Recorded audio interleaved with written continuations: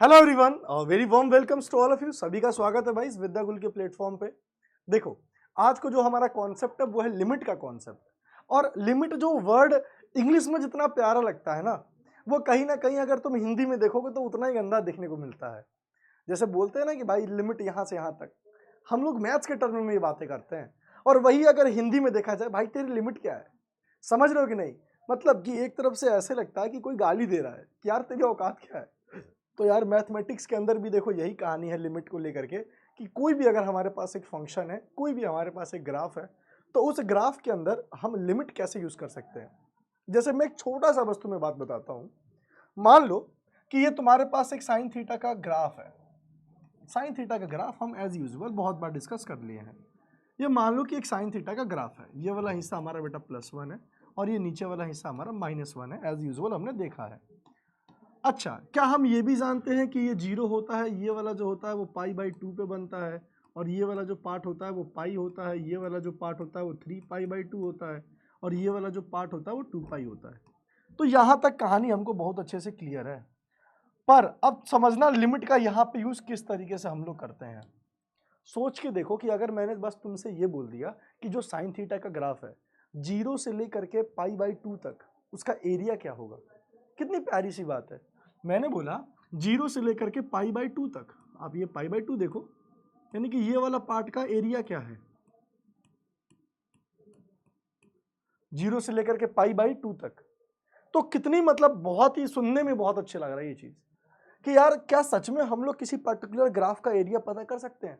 तो आंसर है कि हाँ, डेफिनेटली। आप ना पाई से लेकर के 3π/2 तक भी पता कर सकते हो, ये आपके हाथ में है। आप बेटा इसको ऐसे भी पता कर सकते हो। मतलब कि अगर सही मायने में देखा जाए तो एरिया निकाल रहे हैं, तो बेटा हम लोग 0 से लेकर के ये π/2 तक, और ये हम साइन थीटा का ग्राफ का एरिया निकाल रहे हैं। चाहे वही वाला कॉन्सेप्ट हो गया, वो पाई से लेकर के 3π/2 तक, और किसका एरिया निकाल रहे हैं, तो साइन थीटा का एरिया निकाल रहे हैं। इसका मतलब ये है कि ये कहानी तो है लिमिट की, पर हम लोग यहाँ पढ़ क्या रहे हैं, इंटीग्रेशन। तो एक बात समझ जाना कि जो बेटा हमारा लिमिट जो कॉन्सेप्ट है ना, वो लिमिट कॉन्सेप्ट आपका इंटीग्रेशन चैप्टर में बहुत काम आने वाला है, बहुत काम आएगा इंटीग्रेशन में। और एक बात मैं तुम्हें और समझा देता हूं, इंटीग्रेशन देखो दो टाइप को देखने को मिलता है। एक तुम्हें देखने को मिलता है इनडेफिनिट, और एक आपको बेटा देखने को मिलेगा डेफिनिट। तो जानते हो इनडेफिनिट वाले इंटीग्रेशन के अंदर ना ये लिमिट नहीं लगा होता है। मतलब कि ये आपको देखने को नहीं मिलेगा 0 से लेकर π/2, पाई से लेकर के 3π/2। ये नॉर्मल आपको देखने को मिलेगा, जैसे हम लोग जानते हैं कि हाँ भाई एक ऐसे सांप की तरह बना रहेगा, और लेट सपोज x का क्यूब का ये इंटीग्रेट कर रहा है, कुछ ऐसे समझ सकते हो, है ना। लेकिन जब हम यहाँ पे डेफिनेट इंटीग्रेशन इस्तेमाल करते हैं तो यहाँ पे ये लिमिट लगानी पड़ती है। जैसे कि यहाँ पे ही हमने देखा था कि 0 से लेकर के π/2 तक लिमिट लगाना है, लेकिन लिमिट किसका लगाना है, साइन थीटा का, है ना, साइन थीटा पे। तो ये डेफिनेट का पार्ट हो गया। और इंटीग्रेशन में इसी चीज को ना 0, यानी कि जो ये नीचे वाला पार्ट है, ये जो नीचे वाला पार्ट है, इस पार्ट को हम लोग बेटा बोलते हैं लोअर लिमिट। क्या बोलते हैं इसको, लोअर लिमिट। और ये वाला जो हमारा पार्ट है, इस पार्ट को हम लोग क्या बोलते हैं, अपर लिमिट। अपर लिमिट यानी कि जब हम इंटीग्रेशन पढ़ेंगे, और वो भी खास करके एरिया अंडर द कर्व, मतलब कि कोई भी कर्व के बीच में कहां से कहां तक एरिया क्या होगा, तो वहां लिमिट का इस्तेमाल होगा। और देखो यहां तो इस्तेमाल होगा ही लिमिट, इसके अलावा लिमिट का जो इस्तेमाल है वो और भी कई जगह पे तुम्हें देखने को मिलेगा। जैसे मान लो कि तुम्हें लिमिट का जो इस्तेमाल है वो कहीं पे कोई भी फंक्शन को वो इंक्रीजिंग है या, है ना, और डिक्रीजिंग है, ये भी पता करने में देखने को मिलेगा। जैसे मान लो कि कोई भी फंक्शन है, वो कब बढ़ रहा है, कब घट रहा है, उसकी वैल्यू कब ज्यादा है, कब उसकी वैल्यू कम है। तो ये भी चीजें हमें तभी पता चलेगा, कब, लिमिट के माध्यम से। जैसे आप ये साइन थीटा का ही एग्जांपल देखो, मैं बोलूं कि साइन थीटा का ग्राफ कब बढ़ रहा है, तो आप खुद कहोगे कि भैया 0 से लेकर के 90 तक ये ग्राफ क्या है, बढ़ रहा है। तो ये क्या है, लिमिट ही तो लगा ना 0 से लेकर 90 तक। अब 90 से लेकर के 180 तक ये ग्राफ क्या है, कम हो रहा है।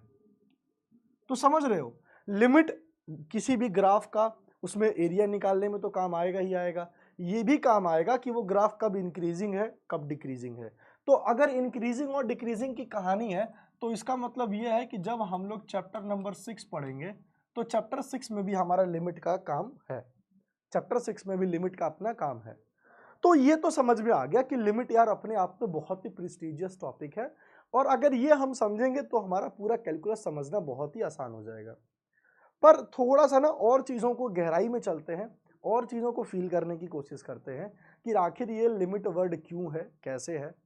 तो लिमिट को थोड़ा सा समझने के लिए मेरे भाई आपको ये समझना पड़ेगा कि कंटिन्यूटी क्या होती है। समझ रहे हो, कंटिन्यूटी क्या होती है। जैसे मैं एक बहुत छोटा सा एग्जांपल लेता हूं आपके सामने कंटिन्यूटी को लेकर के।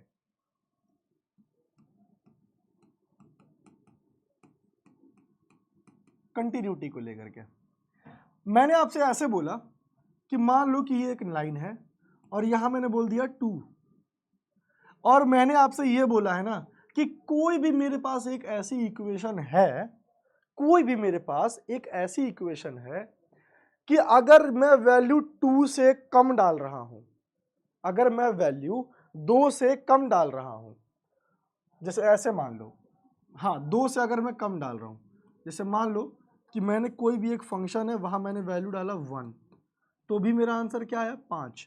बस फील करना चीजों को। अब मैंने वैल्यू डाल दिया यहाँ 0, तो भी मेरा आंसर क्या आया 5। अब मैंने यहाँ वैल्यू डाल दिया -2, तो भी मेरा क्या आया 5। मतलब कि 2 से पहले मैं कोई भी वैल्यू ले रहा हूं तो मेरा आंसर क्या आ रहा है 5। ध्यान देना। तो इसका मतलब मैं यही कह सकता हूं कि यार ये -∞ से लेकर के 2 तक जो भी वैल्यू आ रही थी सबका आंसर 5 ही था। सबका आंसर क्या था 5 ही था। इसका मतलब ये है कि ये यहां से लेकर के यहां तक पूरा का पूरा, यहां से लेकर के यहां तक ये पूरा का पूरा एक कंटिन्यूअस फंक्शन था। कैसा फंक्शन था, एक ये कंटिन्यूअस फंक्शन था, ये कंटिन्यूअस फंक्शन था। मतलब कि वो कंटिन्यू था, कोई भी वैल्यू को चेंज करने पर उस पर कोई फर्क नहीं पड़ी, ये पूरा का पूरा कंटिन्यूअस था।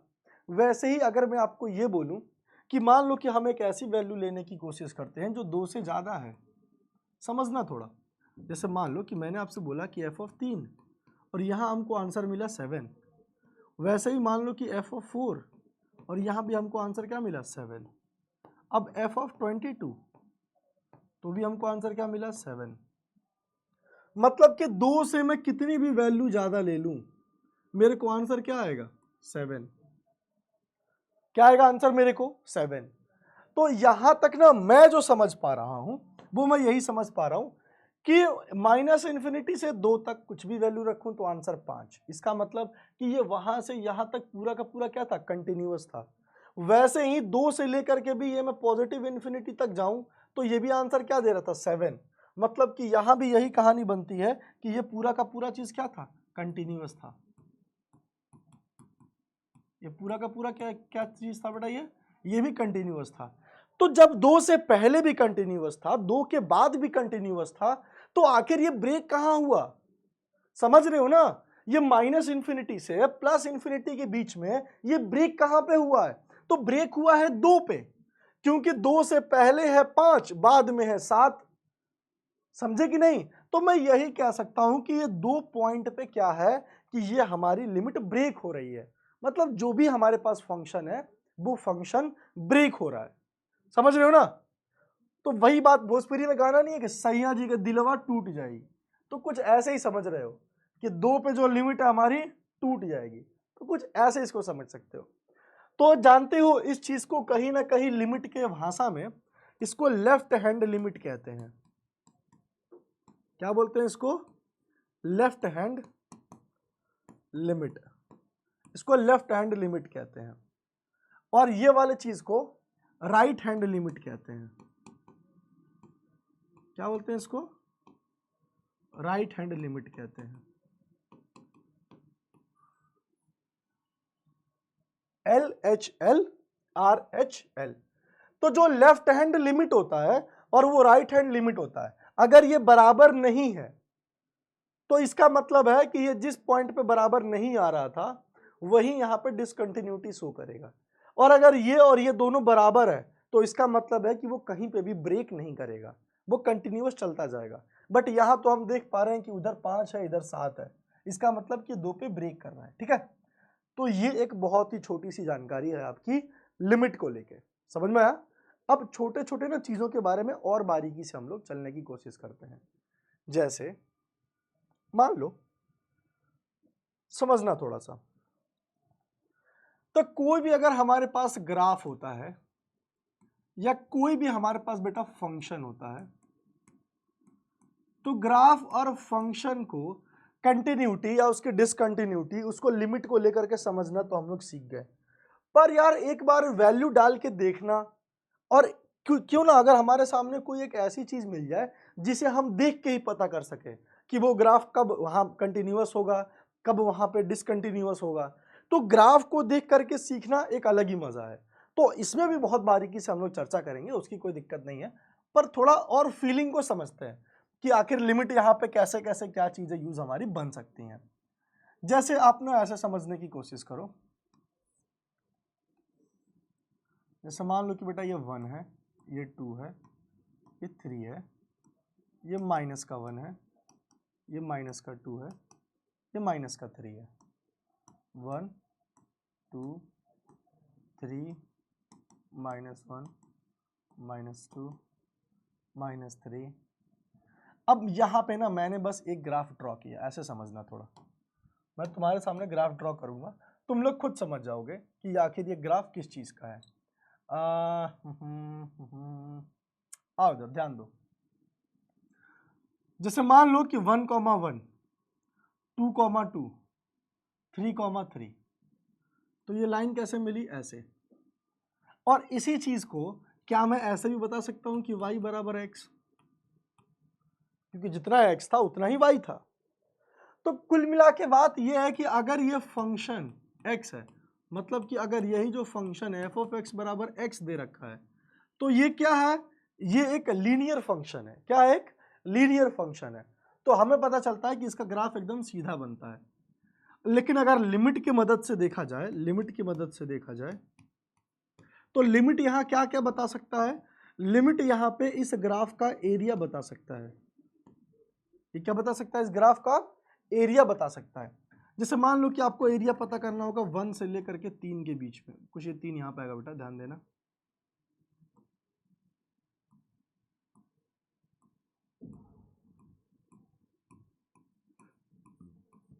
अगर आपको मान लो कि यही पता करना होगा 1 से लेकर के 3 तक, और कोई यहाँ फंक्शन क्या था, x था, तो देख रहे हो किस तरीके से यहाँ पे काम आ सकता है। देखो 1 से लेकर के 3 तक के बीच में पता करना होगा, तो लिमिट यहाँ पे इस तरीके से भी देख सकते हो तुम लोग। और अगर कंटिन्यूटी के बेसिस पे देखना हो तो तुम यहाँ पे ऐसे देखो, ये पूरा का पूरा जो भी फंक्शन है, समझो थोड़ा सा, जो बेटा पॉलिनोमियल फंक्शन होता है, जो भी पॉलिनोमियल फंक्शन होता है, वो सभी के सभी पॉलिनोमियल जो फंक्शन होते हैं वो कंटिन्यूअस होते हैं। सभी पॉलिनोमियल जो फंक्शन होते हैं वो कंटिन्यूअस होते हैं। और ये भी एक पॉलिनोमियल फंक्शन है, ये कौन सा है, लीनियर है, तो ये भी एक कंटिन्यूअस होगा। हर एक पॉइंट पे देखोगे तो पूरा का पूरा ये कंटिन्यूअस ही तुम्हें मिलेगा, समझे कि नहीं, कहीं पे भी ब्रेक नहीं हो रहा है। तो एक चीज तो ये है कि तुम वैल्यू डाल के देखो, और दूसरा चीज तो देखो ये है कि तुम डायरेक्ट ही देख लिया करो। ऐसे सोचा करो कि क्या मुझे यहां पेन उठाने की जरूरत पड़ी, तो हमारा आंसर है कि नहीं। तो जहां पे पेन उठाने की जरूरत नहीं पड़ी है, इसका मतलब कि ये एक कंटिन्यूअस फंक्शन है, ये एक कंटिन्यूअस फंक्शन है अगर पेन उठाने की जरूरत नहीं पड़ी है तो। और अगर मान लो कि यही ग्राफ कुछ इस तरीके से होता हमारे सामने,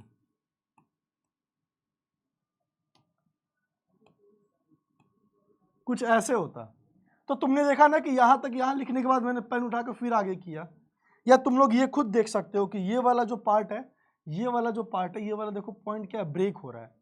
तो ये पॉइंट यहां ब्रेक हो रहा है इस फंक्शन के अंदर, इस ये ग्राफ के अंदर। तो इसीलिए मैं कह सकता हूं कि ये एक डिसकंटिन्यूअस है। ये कंटिन्यूअस नहीं है, क्योंकि ये पॉइंट क्या कर रहा है, उसको ब्रेक कर रहा है। समझ में आया ना, ये पॉइंट क्या कर रहा है, उसको ब्रेक कर रहा है, इसीलिए मैं कह सकता हूं कि ये क्या होगा, एक डिसकंटिन्यूअस होगा। समझ में आया। और एक बात समझना, जैसे क्लास 11 में बेटा हम लोगों ने देखा होगा, बहुत बारीकी से देखा होगा क्लास 11 में, कि ये 1/x है। तो जो 1/x का ग्राफ है वो कैसे बनता है, सब जानते हैं 1/x का ग्राफ कैसे बनता है, कुछ ऐसे बनता है, कुछ 1/x का ग्राफ ऐसे बनता है ना, राइट, ऐसे ही बनता है 1/x का ग्राफ। एक बात समझना, कभी सोच के देखे तुम लोग कि ये जो आ रहा है यहां से, वो 0 तक क्यों नहीं आया, है ना, वो 0 तक क्यों नहीं आया, ऐसा क्यों हुआ कि यहीं पे चला गया। अब ऐसे समझना तुम लोग कि अगर ये x हमारा 0 हो जाए तो ये क्या मिलेगा, 1/0, और 1/0 क्या होता है, नॉट डिफाइंड। 1/0 क्या होता है, ये नॉट डिफाइन होता है। यही मेन कारण है कि ये 0 तक नहीं आया, ये नॉट डिफाइंड रहा, और ये ऊपर से आया और ऐसे करके चला गया, यही मेन कारण है। तो अगर मुझे यहां से ये पूछना पड़ेगा कि ये ग्राफ कंटिन्यूअस कब है, तो मैं क्या बेटा ये कह सकता हूं कि 0 को छोड़ करके सब जगह कंटिन्यूअस है, तो आंसर है कि हाँ, मैं बिल्कुल कह सकता हूं। पर मैं कभी ये कहूंगा क्या कि 0 पे भी कंटिन्यूअस है, तो बिल्कुल नहीं, क्योंकि 0 पे तो वो नॉट डिफाइन है। तो कभी कभी ग्राफ को भी देख के हम आसानी से समझ सकते हैं कि ये यहाँ पे कंटिन्यूटी शो कर रहा है कि नहीं कर रहा है। समझ रहे हो, ग्राफ को भी देख करके हम कहीं ना कहीं चीजों को पता लगा सकते हैं। अब जैसे कि एक देखो, बहुत ही प्यारा सा ग्राफ तुम्हें देखने को मिलेगा, एक और ग्राफ देखने को मिलेगा, मॉड एक्स का ग्राफ। सब जानते हैं मॉड क्या है, तो मॉड एक फंक्शन ही है। अब ये मॉड कैसा फंक्शन है, तो ये एक ऐसा फंक्शन है कि आप इसमें नेगेटिव वैल्यू डालो और ये आपको पॉजिटिव वैल्यू देगा। ये एक ऐसा फंक्शन है। कैसा फंक्शन है, तो आप नेगेटिव वैल्यू डालो और ये आपको एक पॉजिटिव वैल्यू देगा, बस। अब समझने की कोशिश करना, इसी का जो ग्राफ है हम लोगों ने कैसे पढ़ रखा था, समझना थोड़ा सा। नेगेटिव से पॉजिटिव की तरफ हम लोग जा रहे हैं। कोई एक फंक्शन है, ये मॉड एक्स है, यहां पे क्या है, ये मॉड एक्स है। अगर मैं इसके अंदर पॉजिटिव वैल्यू डालूं, पॉजिटिव वैल्यू डाल, तो मान लो कि +1 डाला, तो मेरे को क्या मिलेगा, +1। अगर मैं +2 डालूं तो मेरे को क्या मिलेगा, +2। अगर मैं +3 डालूं तो मेरे को क्या मिलेगा, +3। अच्छा, एक चीज तुम लोग नोटिस कर रहे हो कि ये जो वैल्यू डाल रहा हूं ये मेरी x है, और जो मेरे को यहां मिल रहा है वो पूरा का पूरा y है, और x और y बराबर है। तो जब x y के बराबर होता है तो अभी हमने पढ़ा था कि ये ऐसे बनता है, अभी हमने पढ़ा था ना कि ये चीज ऐसे बनती है।